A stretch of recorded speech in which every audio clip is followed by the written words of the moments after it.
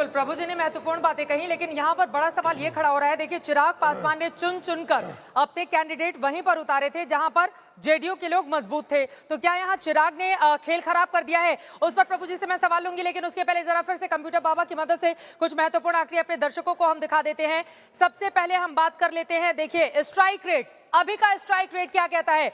यहां पर आपके सामने ये स्ट्राइक रेट सरकार बनाने के लिए एनडीए और दूसरी तरफ दूसरे पक्ष को यहां पर जानिए। अभी तक को जो रुझान सामने आए हैं, 88 पर आरजेडी प्लस आगे चल रही है और 69 पर एनडीए आगे चल रही है। और यहां पर जो मौजूदा स्ट्राइक रेट है वो एनडीए का हम आपको दिखा रहे हैं, 164 में से 68 पर आगे और स्ट्राइक रेट 41 का है। लेकिन सरकार बनाने के लिए 54 सीटें और चाहिए। यहां पर 68 का स्ट्राइक रेट यहां पर देना होगा। दूसरी तरफ आरजेडी प्लस की हम बात कर ले तो ये भी अपने आप में महत्वपूर्ण है। देखिए, मौजूदा स्ट्राइक रेट 53 का है, जरूरी स्ट्राइक रेट 43, सरकार बनाने के लिए 33 और चाहिए। और यहां पर आपको बताते चले 61 पर आरजेडी अब बढ़ चुका है आंकड़ा, 63 पर आरजेडी आ गई है। यानी कि 2015 में जो 80 सीटें आरजेडी ने पाई थी, 17 सीटें अगर उसको और मिल जाती हैं तो यकीनन 2015 के आंकड़े को वो छू लेगी। और उसके बाद क्या तेजी से और आरजेडी आगे बढ़ेगी, अपने आप में बड़ा सवाल है। कैसे बनेगी सरकार, इस पर हम आएंगे, लेकिन उसके पहले जरा जल्दी से कुछ और बातों पर नजर डाल लेते हैं जो अपने आप में बेहद महत्वपूर्ण है। सीधी टक्कर कहां पर देखने को मिल रही है बीजेपी वर्सेस आरजेडी की अगर हम बात कर ले तो देखिए, यहां पर बीजेपी और आरजेडी के बीच में सीधी टक्कर जिन सीटों पर है वहां का स्ट्राइक रेट ये खींचतान लगातार जारी है, 45% का भारतीय जनता पार्टी के पक्ष में, जबकि दूसरी तरफ आरजेडी का यहां पर 55% का, यानी कि आरजेडी भारी पड़ती हुई यहां पर दिखाई दे रही है। वहीं अगर बीजेपी वर्सेस कांग्रेस की बात कर ले, आमने सामने जहां पर इनके कैंडिडेट चुनावी मैदान में है, उसके लिहाज से कांग्रेस पार्टी का 33% का है, जबकि भारतीय जनता पार्टी का यहां पर 67% का है। यानी कि बीजेपी और कांग्रेस पे आमने सामने की टक्कर जहां पर है वहां पर बीजेपी फिलहाल कांग्रेस पर भारी पड़ती हुई, लेकिन वो अपने पुराने तमाम जितने आंकड़े रहे हैं उससे आगे निकलती हुई कांग्रेस पार्टी इस वक्त नजर आ रही है। स्ट्राइक रेट की हमने बात कर ली, सीधी टक्कर हमने आपको दिखा दी, लेकिन कितने पड़े वोट जरा उस पर भी नजर डाल लीजिए। देखिए, जो वोटिंग प्रतिशत होता है वो बहुत कुछ डिसाइड करता है और इस बड़ी सी बॉल के जरिए आपको हम दिखाएंगे। 2005 में 47% वोट पड़े थे, फरवरी में चुनाव हुआ था, लेकिन किसी भी पार्टी को पूर्ण बहुमत नहीं मिला था, किसी भी पार्टी की पूर्ण बहुमत की सरकार नहीं बन पाई थी। और इसी वजह से 8 महीने के भीतर अक्टूबर 2005 में फिर से वहां पर चुनाव होते हैं। 46% उस समय उसका वोटिंग प्रतिशत था, जिसके बाद 2005 के बाद नीतीश कुमार गठबंधन के जरिए सत्ता में आते हैं और अपनी सरकार बनाते हैं। फिर 2005 से 2010 तक जो शानदार काम किया गया था नीतीश कुमार की ओर से, जिसका जिक्र भी बार बार किया जाता है, 2010 में 53% यहाँ पर वोट प्रतिशत बढ़ा भी था और उसके बाद प्रचंड तरीके से नीतीश कुमार ने बीजेपी के साथ मिलकर अपनी सरकार बनाई थी। उस समय का वोट प्रतिशत 53% था। 2015 में ये और ज्यादा बढ़ता है, 2015 में 57% वोट प्रतिशत रहता है, यानी कि 2005 और 2010 के मुकाबले ज्यादा तादाद में निकलते हैं मतदाता और फिर वोटिंग की इस प्रक्रिया का, लोकतंत्र के इस महापर्व का हिस्सा बनते हैं। 2020 में कोरोना का काल है। देखिए, जो सबसे महत्वपूर्ण बात, कोरोना की बात को हमेशा ज़हन में रखना होगा। कोरोना काल के दौरान अगर चुनाव आयोग 57% मतदान कराने में कामयाब होता है तो ये अपने आप में बड़ी कामयाबी मानी जा सकती है। और यहाँ पर 2015 को मेंटेन करता हुआ 57.7% 2020 में मतदान हुआ है।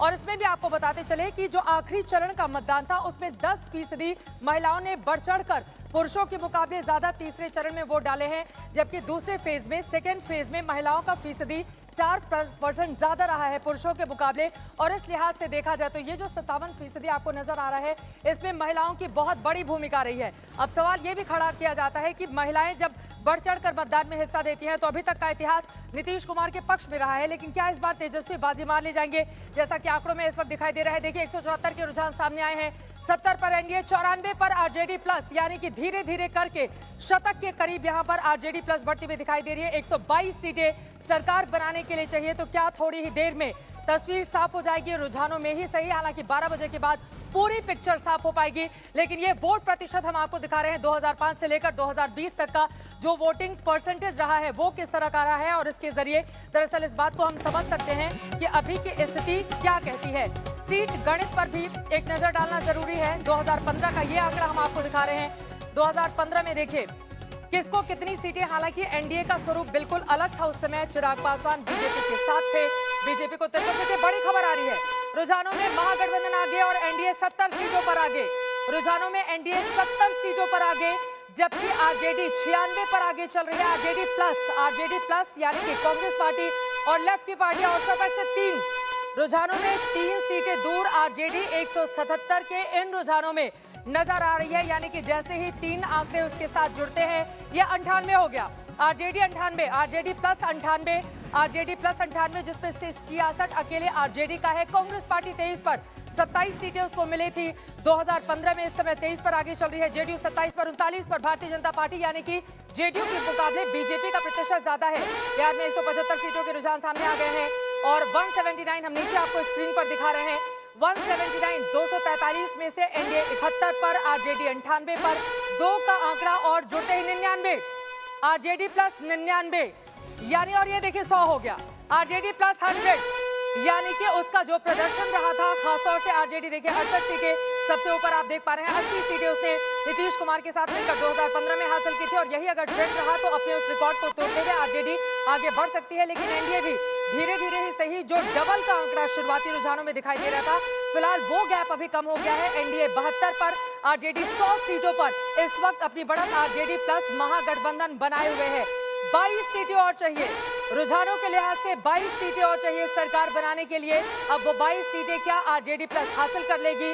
क्या तेजस्वी का तेज चल जाएगा या फिर एनडीए गुजरते समय के साथ कुछ कमाल कर लेगी? ये अपने आप में बड़ा सवाल है। प्रभु जी जल्दी से इस पर मैं आपकी टिप्पणी चाहूंगी। रुझानों में तो महागठबंधन ने बढ़त बना ली है और 22 सीटें और चाहिए सरकार के लिहाज से अगर देखा जाए तो। जिस तरह रुझान पहले गैप कम होता चला जा रहा था, फिर लगता है थोड़ा सा बढ़ रहा है, थोड़ा सा बढ़ा, ज़्यादा नहीं बढ़ रहा है।